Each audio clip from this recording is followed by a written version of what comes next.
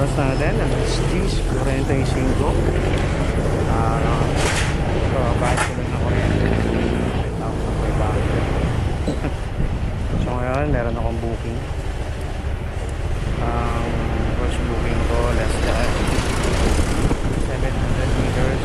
So may ito, patadala, baka marami yan. Papunta ng Patupaaran. Malapit lang din. So yun, kahapon namatayan ako isang beses. Pauwi na ako. Hindi pa alam pa nung boss. Ito baka mahina yung ano ito. Mahina yung oil. Punta muna ako sa pick up. Malapit na yun. Ayan, lapit na ako sa pick up. Sana di naman masyadong marami ito kagaya sa Tondo.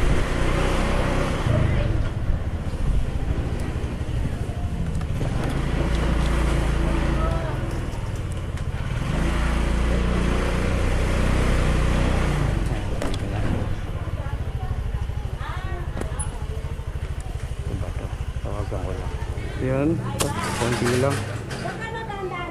Kala ko kagaya sa Tondo na ano. Marami yan.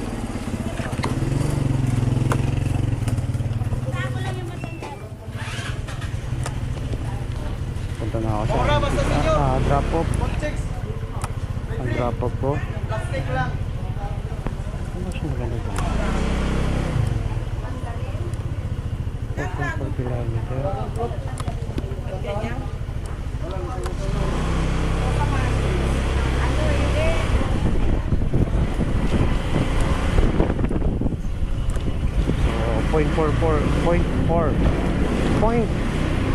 4.4 kilometer.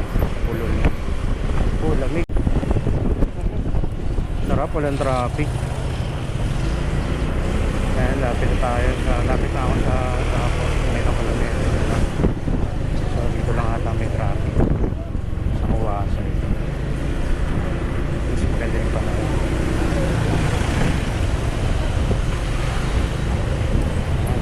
Sana madalas ako din dito sa daan ng mga motor.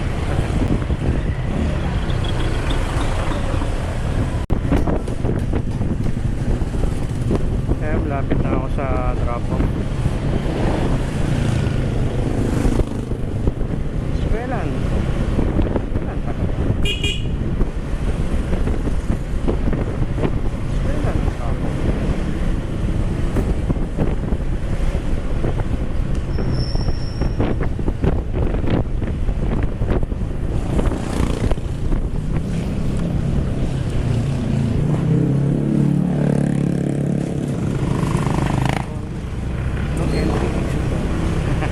tawagang nga na sa Pasigurado.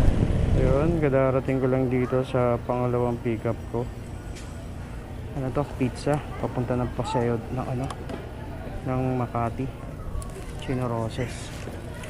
Dalawang pizza box.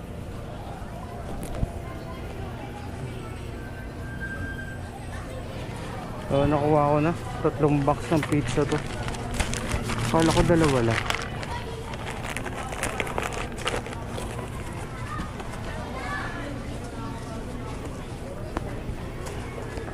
Hoy!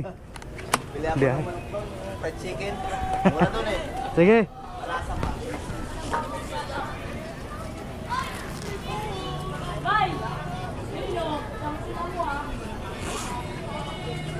Ayan, nakuha ko na yung aking pickup. 3 box ng pizza to. Papunta na Chino Roses Manat. Hindi siya abot ng ano eh, ng Magallanes. So malapit lang. Ang layo ko ay 7.7 km. Palabas pa lang tayo ng service road ng C5.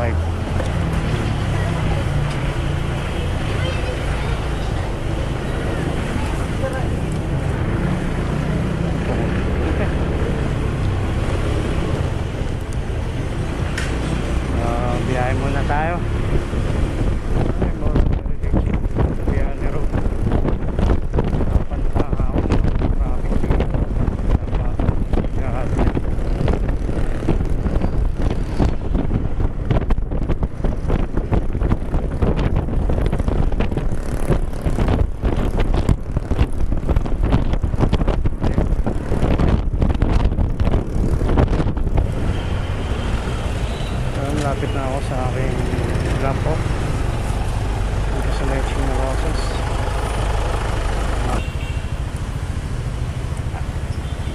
Sa tapat ng China Bank po. Okay po.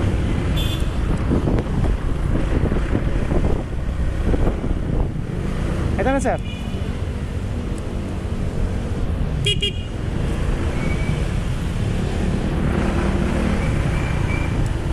Pesto ko lang sir ha. Okay lang po. Akala ko dyan sa kanto yung ano. So yun, na-deliver ko na. Bagal ang cellphone ko.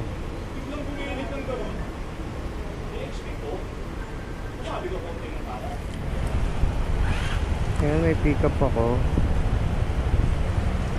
Dito na, lapit na. Ano ba ito?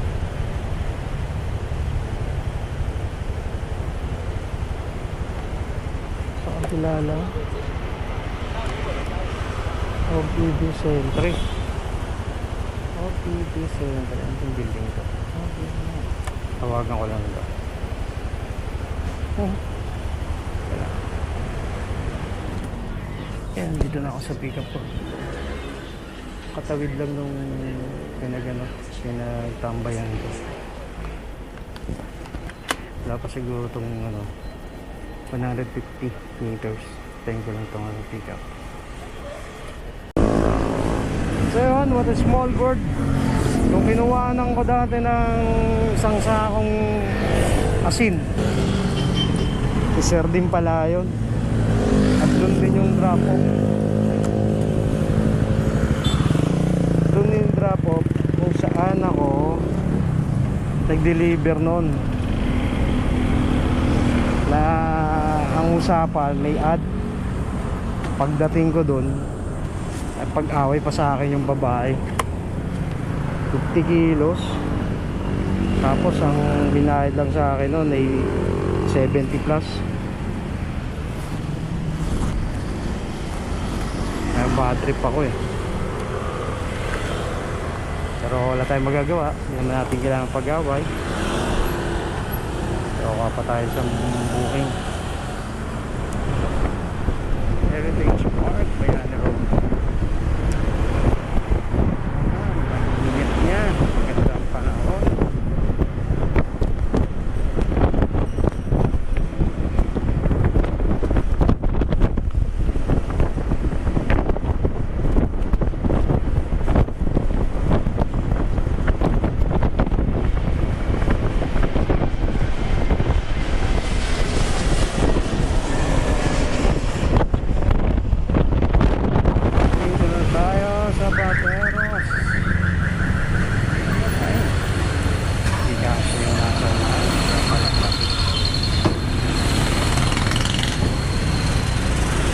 Kapit na ako sa aking drapo. Sabi drapo.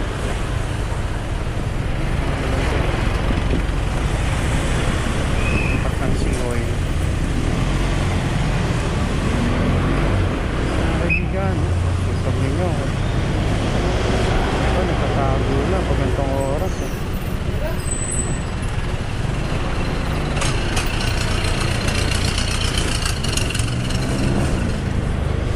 Diba, yung Pateros parang tarugtong ng ng Marikina.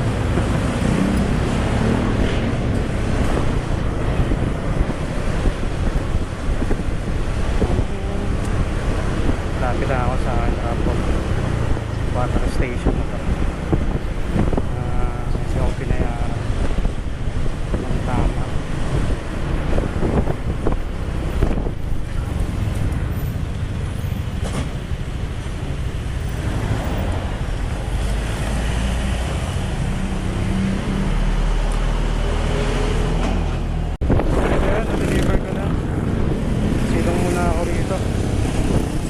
Makakuha pa ng panibagong booking. So yan, oras na, ang oras na pala alas 7 na. Kahigising ko lang. Last na biyahe ko kanina yung kaninang hapon, di ko na tinuloy.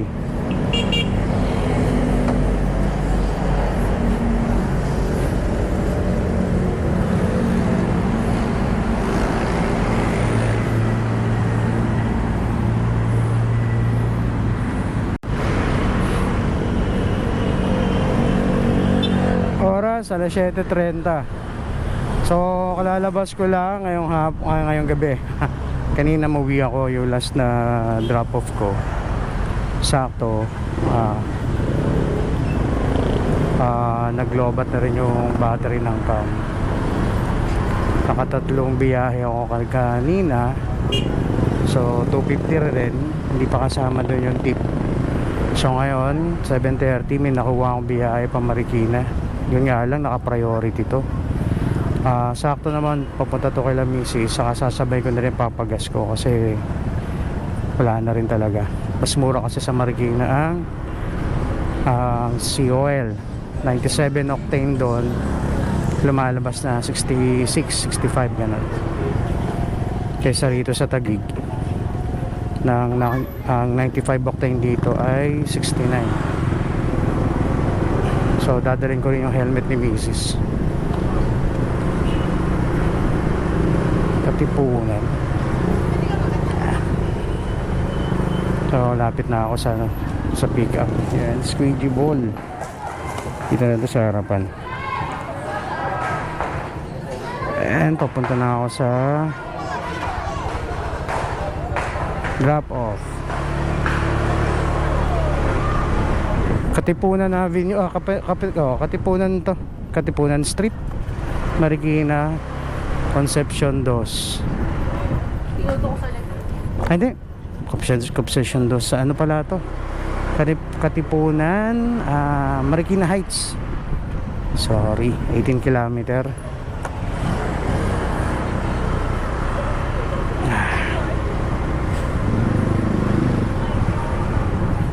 Ayan, puno yung kainan ko. So, saan magandang dumaan? Pateros.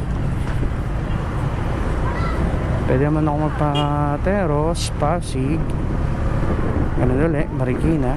Sakto, doon na lang ako dadaan. At ako'y biyahe na. Yan, dito na ako sa Marikina. Lapit na ako sa drop off, pero papagas muna ako para mamaya tuloy-tuloy na lang yung pagka drop ko, tuloy-tuloy na lang yung pick up ko. Dito murang gas, 97 octane 69, tapos may less 4 pesos pa, malabas 65 pesos lang.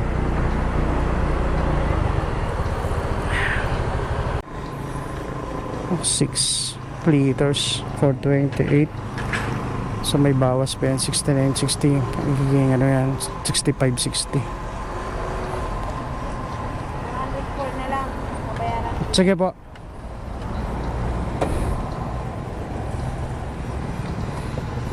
Sayang, bumulwak yung iba. Sayang yung natapan.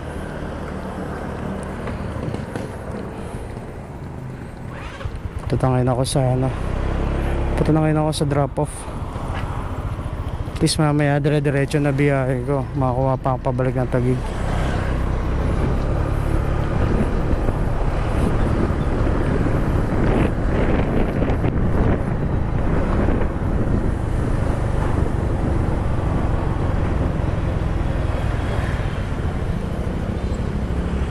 Tawagan ko lang tong saan ba to? Ba't kumanto yung mapa ko? Okay na pa. Thank you, ma'am.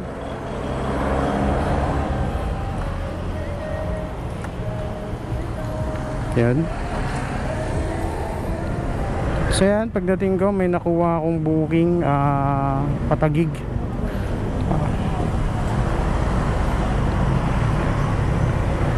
Okay, dun sa amin to. Sakto pa uwi.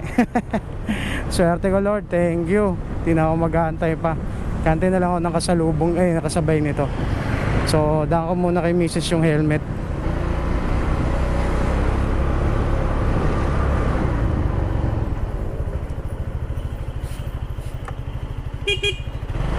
Hello. Labas ka na, dito na ako sa labas.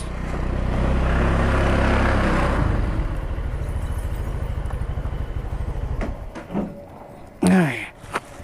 Touchdown. So yan, pupunta na ngayon ako sa pickup ko. Malapit na ako sa pickup. Ano to, Antipolo, boundary ng Marikina, Antipolo. Halong sumulong lang ang ano nito, daan. Nag-grad mo na ako. Nakapag-pick up na ako dito before. Hindi na tuloy, na-cancel. Oh, tama ba?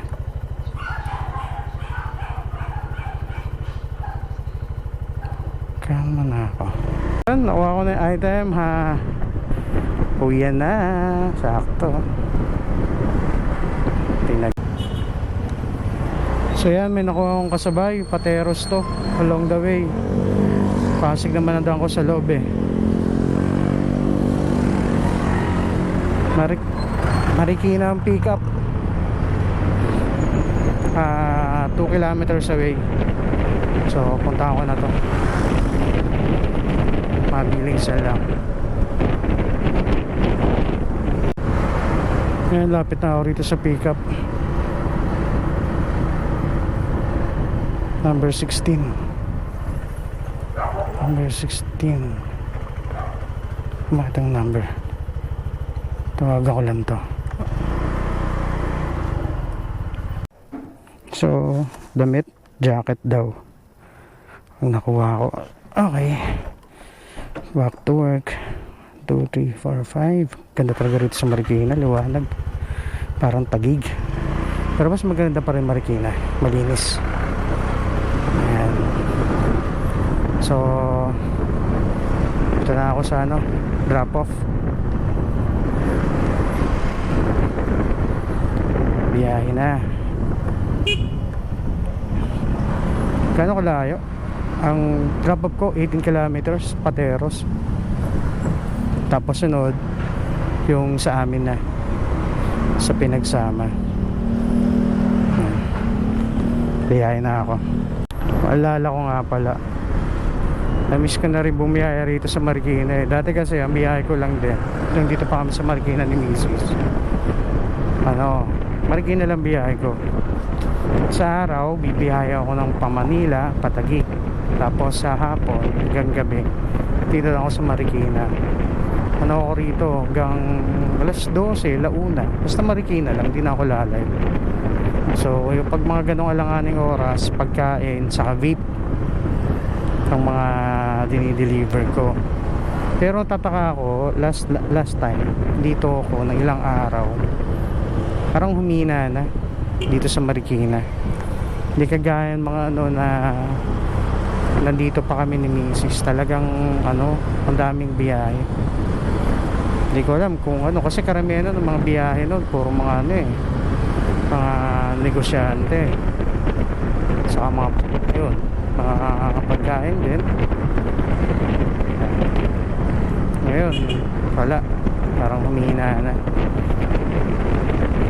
Pero baka nagkakamali lang ako, baka na-tsempo lang ako sa mga araw talaga na matumal. Kasi noon talagang malakas dito ka lang sa Marikina. Bumibiyaya ako rito sa umaga, nakakalimandaan ako rito. Tapos maganda pa yung tip. May mga panahon noon magandaan pa yung tip.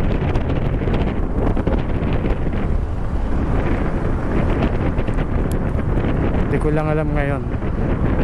Pero try ko rin ditong bumiyahe kasi sarap bumiyahe rito sa gabi. Medyo ingat ka lang din. Siyempre marami ng mga kriminal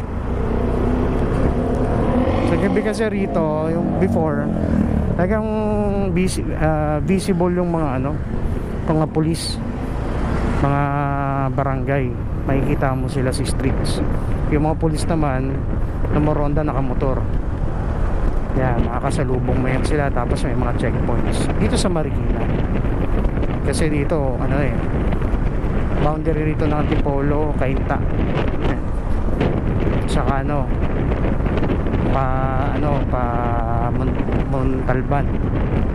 Montalban ba? San Mateo pala, sorry. Boundary rito. Pero Marikina lang talaga ako, mas safe. Okay. Kaya siguro lumusot dito.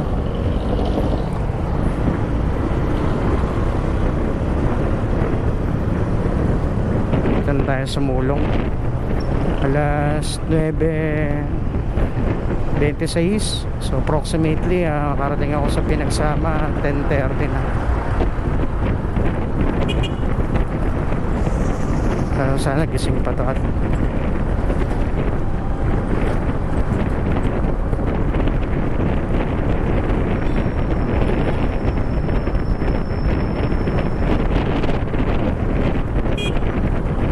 gulat ako ron.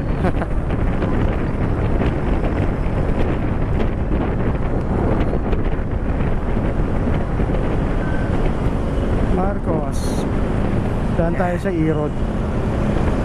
Irod, tapos Pasig, Pateros, Taguig.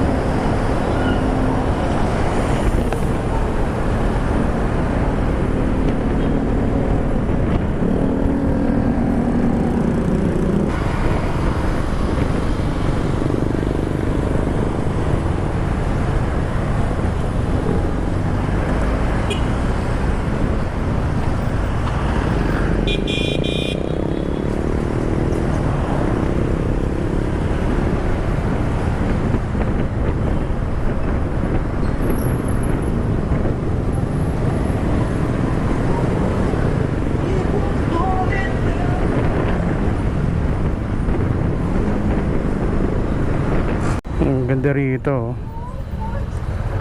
Wow.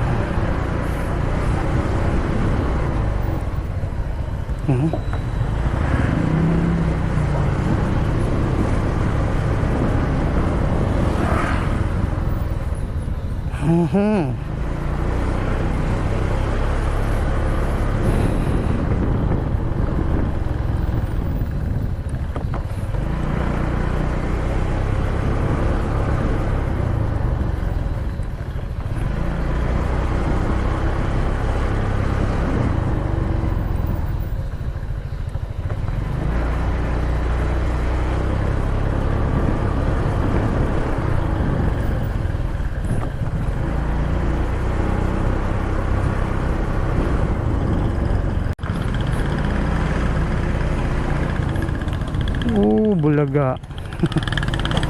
Sarap tumambay rito, oh. Kaliwala sa wala dito sa ilalim ng puno. Yan, oh. Oh, di ba? Wow. Pagbaba dyan, ito pa rin to Pasig pagbaba eh. Pagtawid sa kabila, Pateros yan. Pag kumanan ka naman dyan, pabuting, paano na, Taguig, Makati, Taguig.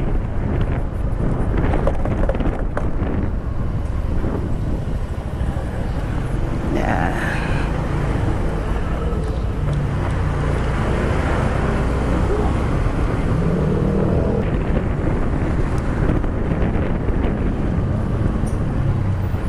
Ito na bayan ng Pateros.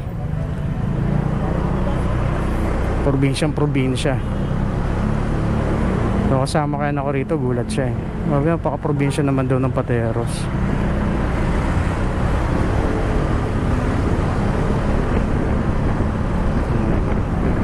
May maliit lang ang Pateros, pero yung sinauna ang mapa,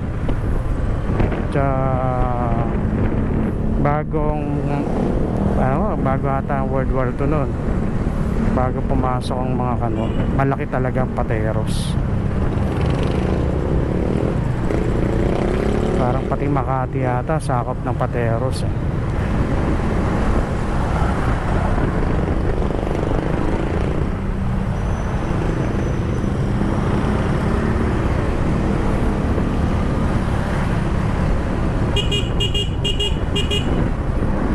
Alas din ang biyahe ko, 30 minutes.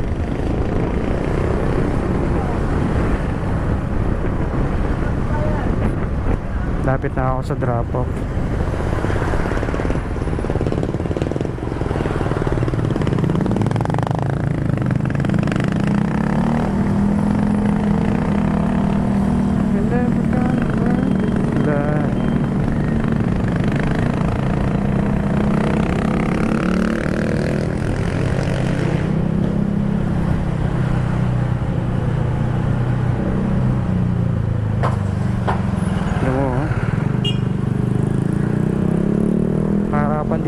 gasoline station, oh. Kakatabi lang. Tapos rito Shell. Kaya tapos Sea Oil. Yung nauna pa ron Jade. 1, 2, 3, 4, 5. Pagdating pa sa dulo Global 6. Kakalapit lang talaga.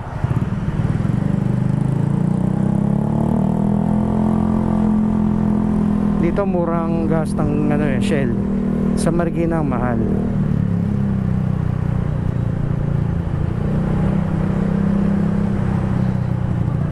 Uy, lumampas na pala ako. Kakahiya.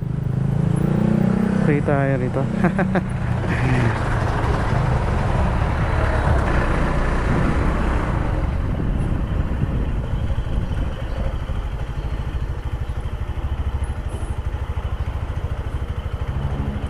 Nasa banda.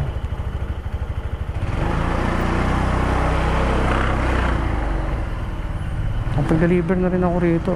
Kaso okay ba to?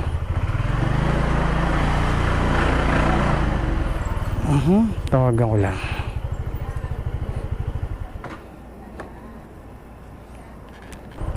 Delivered.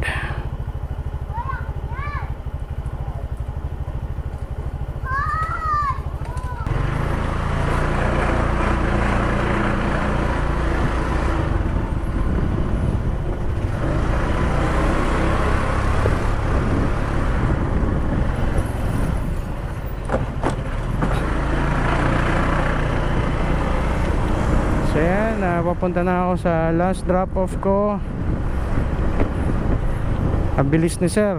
Tatawag pa lang ako, nasa labas na. So next naman natin ay sa last drop off ko na pala ito. Approximately 3 km away. So puntahan ko na to. Ang Pandesal galing Antipolo.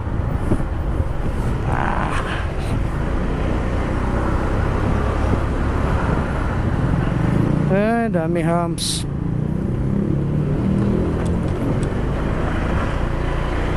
Lapit na ako sa drop off.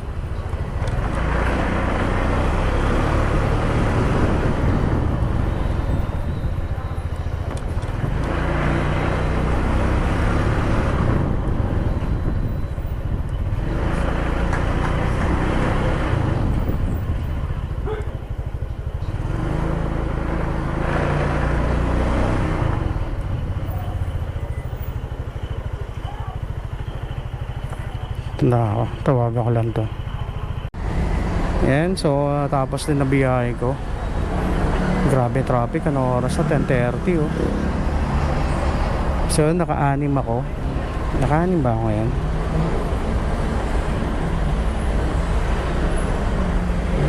Check natin. Bagal, naka-anim ako. Bali naka 600 ako, hindi pa kasama yung tip. Lagi ganun. Magkano lang na din may yung tip eh. Yan nga lang, medyo na nakakaya. Kasi dalawa yung booking ko. Yung nauna kong booking, nawala sa isip ko, ako nga pala nakapagbayad na yung Pandesal. Kasi yung pangalawang booking nagbayad na rin. Pagdating ko doon sa drop off kanina, hindi ko may babayaran po 157. Nadadoubt ako kung nakapagbayad na yun. Pero humingi naman ako dispensa sa doon, binibila ko yung pera ko kanina. Yun. So yun, anyway, sana hindi ako ma-report. Pero paliwanag ko rin na wala naman ako kinuha wala naman ako kinuha, so hindi naman ako nang haras sa pangbabayad.